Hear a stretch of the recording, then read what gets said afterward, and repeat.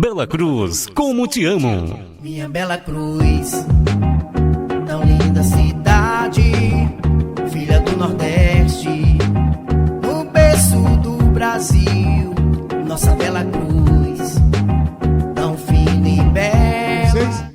Radialista Dilson Carvalho de Sampaio. Hoje, o nosso convidado especial, nós estamos realizando o 24º episódio, é o nosso querido amigo Gilberto Jorge Vasconcelos, ilustre personalidade belacruzense. Boa noite, Gilberto. Boa noite, senhor Adilson, boa noite a todo mundo que está nos assistindo. Primeiro, eu queria dizer que quando o senhor Adilson fez esse convite a mim, eu até disse para ele, né, que eu não sou uma ilustre personalidade, sou apenas um cidadão, né, trabalhador e que amo Bela Cruz. Então, eu até disse para ele, né, se não tinha uma outra pessoa na fila aí para ser entrevistado. Mas agradeço aí a oportunidade e a consideração. Você realmente, a pessoa nunca diz que é e nem sabe que é. Quem sabe são os outros.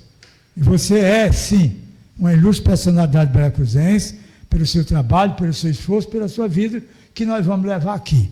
Bom, hoje, nobres e ilustres amigos, telespectadores, nós rendemos homenagem a um homem cuja presença deixa marcas profundas por onde passa.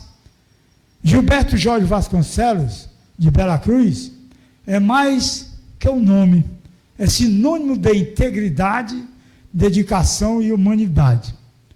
Sua trajetória é feita de trabalho honesto, palavras sábias e atitudes que inspiram. Seja na vida pessoal ou profissional, Gilberto Jorge Vasconcelos constrói pontes, oferece apoio e irradia respeito. Sua visão de mundo, seu compromisso com o bem comum e a sua capacidade de ouvir são qualidades que o tornam exemplo para todos nós. Homenagear Gilberto Jorge Vasconcelos é reconhecer o valor de quem planta bondade e colhe admiração. Que essa homenagem seja reflexo da gratidão e carinho que sentimos por sua caminhada tão bonita e significativa. Com respeito e admiração ao nosso querido convidado, Gilberto Jorge Vasconcelos. Gilberto, você tem aqui, pelas informações, Gilberto Jorge Vasconcelos nasceu em Fortaleza, foi registrado em Bela Cruz, Não. Sim, fui registrado aqui em Bela Cruz. Como as minhas filhas, né? Pois é, criado em Bela Cruz. Filho do nobre, ilustre, saudoso José Bonifácio de Vasconcelos e Maria Neila Vasconcelos. São os seus pais. Nós vamos começar a nossa conversa aqui de uma maneira muito simples, muito legal, muito à vontade. Eu gostaria que você contasse para o nosso público assistente, ouvinte e presencial, como iniciou a sua vida de estudante, onde você estudou os seus primeiros passos, seus primeiros professores, se você se lembrar, seus primeiros colegas. É uma iniciativa que a gente tem sempre dentro do nosso programa, para que se conheça melhor a pessoa, como você via Bela Cruz naquele tempo, como você hoje pode fazer uma comparação, como eram as brincadeiras, tudo que você puder nos relatar agora é muito importante para a gente saber quem é o nosso Gilberto Vasconcelos. Bem, eu nasci em Fortaleza, mas só nasci, né? Mais um pouquinho. Só nasci em Fortaleza e já meus pais moravam em Bela Cruz e já sempre vivi aqui. Estudei a vida toda no Colégio das Irmãs, né, conhecido, Instituto Imaculada Conceição, desde o pré, né, antigamente era chamado de... Hoje é infantil, né? Antes era... Alfabetização, sei lá, o ABC. Eu não me recordo do nome, mas era o infantil. Então eu estudei a vida inteira lá. A maioria dos meus colegas estudaram comigo do início até o 3º ano. Eu me recordo de muitos professores daquela época, né? Liduína Pinto, teve a Regiane, que é casada com Carlos Pinto, também teve a Sinara, que hoje inclusive ela é casada com um tio meu, tio Clóvis, né? Então, eu me recordo de muitos professores daquela época. E, assim, estudei aqui em Bela Cruz, desde o infantil até o ensino médio. Terminei o ensino médio aqui no Colégio das Irmãs. Depois do Colégio das Irmãs, fui para a faculdade em Sobral. Estudei 4 anos e meio em Sobral. Ia e voltava todo dia, não fui morar lá. Morava aqui em Bela Cruz, trabalhava aqui em Bela Cruz com meu pai. E me formei em Sobral e continuei aqui em Bela Cruz. E em relação a diferença daquela época para hoje, eu acredito que aquela época tinha brincadeiras mais saudáveis porque a gente não tinha a tecnologia que tem hoje. Hoje as crianças, eu tenho 2 filhos, eles querem ficar com o celular, eles querem ficar assistindo televisão e não tem mais aquela brincadeira de brincar na rua, de jogar bola. Acredito também que pela insegurança que nós temos hoje também, né? Hoje os pais não deixam mais os filhos estarem na rua a todo momento, porque aí tem uma certa insegurança, né? Questão da violência, da droga. Então os pais resguardam os filhos dentro de casa para evitar isso. E aí acaba que perde aquela infância dessas brincadeiras que a gente tinha na época. Quer dizer que hoje são mais caseiros. Aí você seguiu a contabilidade, a carreira de seu pai, né? Trabalhando com ele, e hoje você continua no mesmo trabalho. Isso. Eu iniciei a frequentar o escritório do meu pai, eu devia ter uns 11, 12 anos, né? Frequentava o escritório, ficava por lá, não fazia muita coisa, mas ficava ali, vendo o trabalho. E ali com uns 14, 15 anos eu comecei a aprender alguma coisa. E aí eu já começava a ajudar e fui trabalhando e fui ajudando. E assim, hoje às vezes as pessoas perguntam, mas tu fez isso porque tu gosta? Foi a ocasião? Eu nem sei dizer. Porque assim, foi o barco me levou. Eu não sei se eu não tivesse a contabilidade, qual carreira eu seguiria. Então, assim, eu já estava lá, gostei, gosto e segui a carreira, né? E foi isso. Bom, o nosso querido amigo Gilberto é graduado em Ciências Contábeis pela Universidade Estadual Vale do Acaraú, a UVA, em 2011. Depois ele fez pós-graduado em Auditoria e Controle Externo, em 2015. Pós-graduado em Gestão Empresarial, 2016. MBA em Administração, 2017. Professor tutor na Anhanguera, Acaraú, 2011, 2014. Professor universitário no IVA, 2015, 2021. Professor no Centec, 2015, 2022. E hoje proprietário da empresa Contabilidade JB Contabilidade, João Zé Bonifácio. Isso. Que é o seu pai, né? Isso. Mas você tem outras coisas na vida, né? Você tem esporte, praticante de karatê desde 1999, faixa preta, 4º DAN, que eu não sei o que é, mas você vai explicar. Professor responsável pela escola Soto Karatê Dojo. Então, me fale sobre essa outra profissão que você tem, esportiva, aliás, você também é adepto à corrida de rua. Desde 2016, já tendo participado de corridas, várias distâncias, incluindo meia maratona de 21 quilômetros e maratona de 42 quilômetros, de 21 de maio, quarta-feira. Bom, o que eu quero que você fale agora é sobre o seu esporte principal, se você conseguiu muitas medalhas, quantos anos você começou, em quantos locais você participou de torneios. Conta para nós aí. Eu não tenho uma idade tão avançada para um currículo que demora até um pouco a ler. Mas, assim, quando eu terminei a faculdade em 2011, eu passei a dar aula como tutor na Anhanguera, em Acaraú. E logo quando eu terminei a faculdade, eu vi que se eu estava lecionando, eu precisaria de algumas qualificações. E aí eu fui para as pós-graduações. Fiz uma, que foi em Acaraú, depois eu fiz uma outra pós-graduação em Fortaleza, e iniciei um mestrado, que esse mestrado foi no Paraguai, e no decorrer do mestrado, nós concluímos o MBA. Né? O mestrado não foi para frente, devido à empresa que estava administrando aqui em Sobral, na época, então a gente não concluiu o mestrado, mas a gente concluiu o MBA.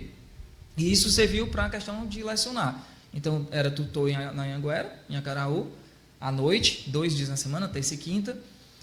E depois da Anhanguera, eu também continuava dando aula no IVA, né, que o IVA é um instituto, né, chancelado pela UVA, que era aqui em toda a região. Eu dava aula em Bela Cruz e Marco, pelo IVA. Né? Então, eu pegava algumas disciplinas da graduação de Ciências Contábeis.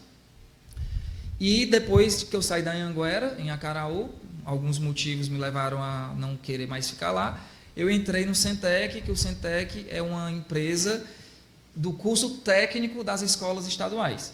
No caso, aqui em Bela Cruz tem a Escola Júlio França e o curso técnico, os professores são contratados pelo Centec, mas eu dava aula na Escola Estadual Júlio França, no curso de contabilidade.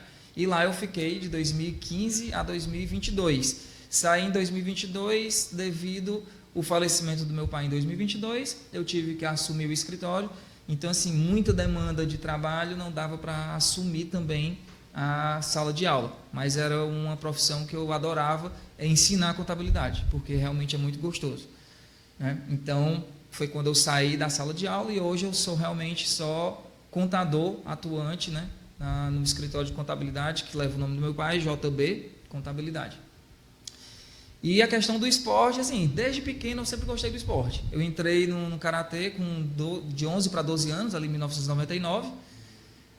Foi exatamente no primeiro ano que iniciou o karatê aqui em Bela Cruz, que foi com o professor Kennedy, chegou de Fortaleza, filho também daqui de Bela Cruz, os pais dele. E ele chegou aqui, começou a dar aula e eu ali com aquela curiosidade entrei. E eu nunca gostei de iniciar algo e parar pelo meio. Então, desde 99 eu estou até hoje no karatê. Tive que ter algumas paradas na época da faculdade, não tinha como treinar, mas sempre ali acompanhando o karatê e fui passando as faixas, né? Para quem não conhece, o karatê ele tem algumas faixas que são as graduações, e aí eu fui passando faixa branca, amarela, vermelha, laranja, verde, roxa, marrom e a preta, né? A preta é a última. Faixa preta é a última das graduações. Eu peguei a faixa preta com 21 anos. E na faixa preta, as pessoas que não conhecem acham que a faixa preta é o final, mas a faixa preta é o começo, né? Se a gente for pegar pela história, não existia faixas coloridas. Faixa preta você iniciava, não tinha faixa.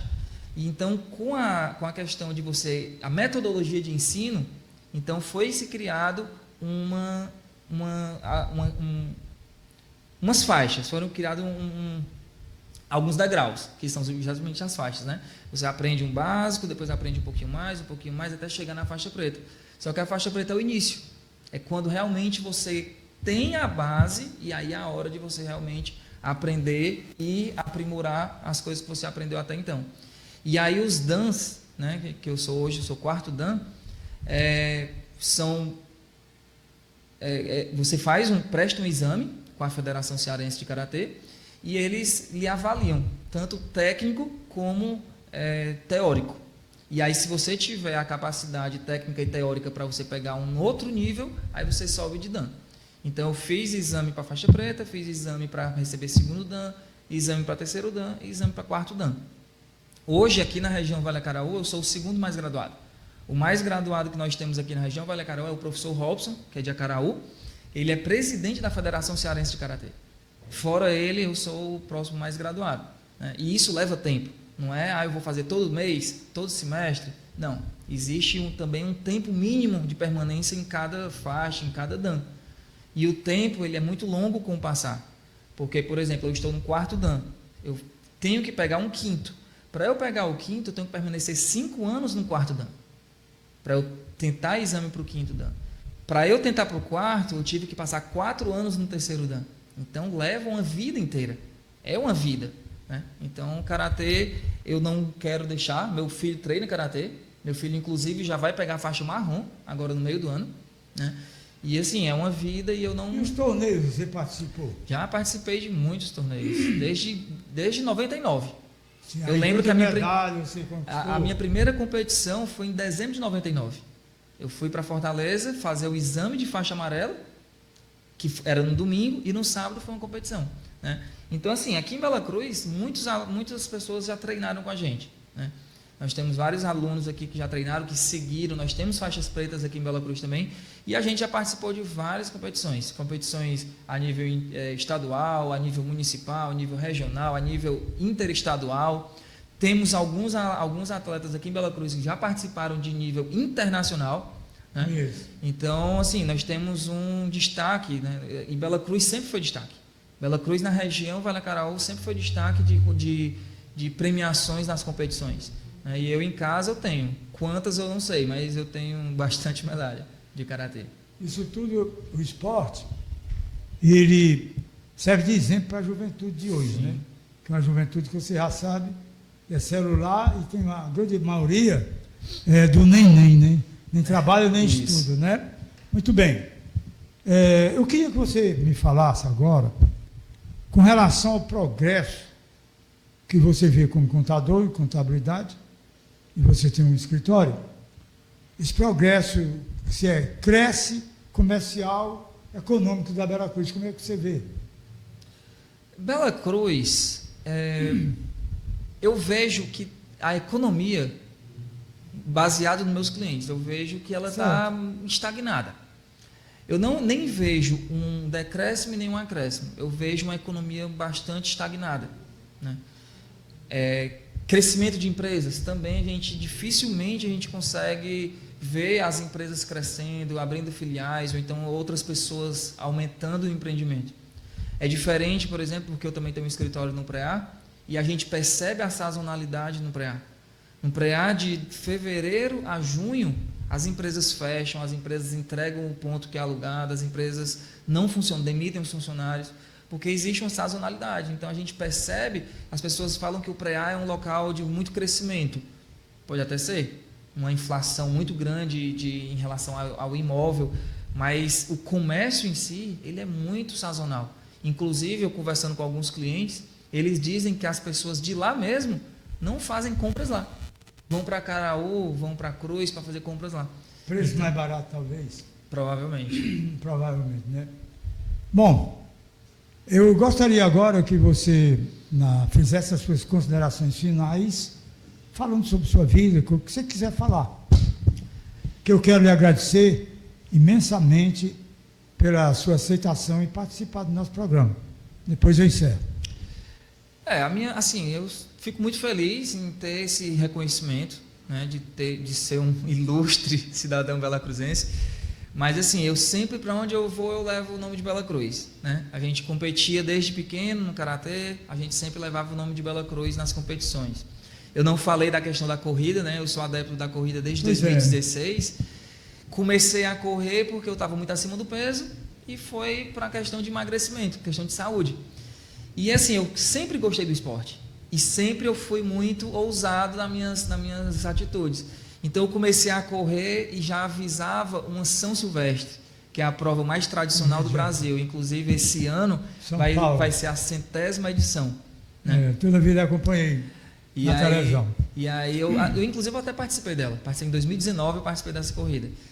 E assim, esse ano vai? Esse ano não. Eu queria ir porque a 100ª edição vai ser bem, mas esse Fechou, ano, né? E aí eu sempre visava algo um pouco maior.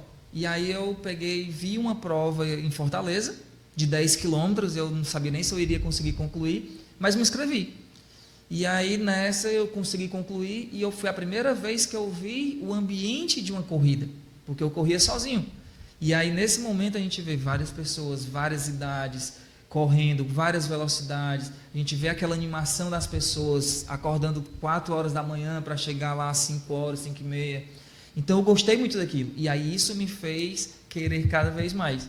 E aí foi quando eu parti para uma meia maratona, que é 21 quilômetros, parti para uma maratona, que são 42 quilômetros. Inclusive, essa semana eu fiz a minha 10ª maratona, em Natal, né? Eu e um outro cidadão belacruzense, inclusive é servidor público daqui de Bela Cruz, e a gente fez essa maratona.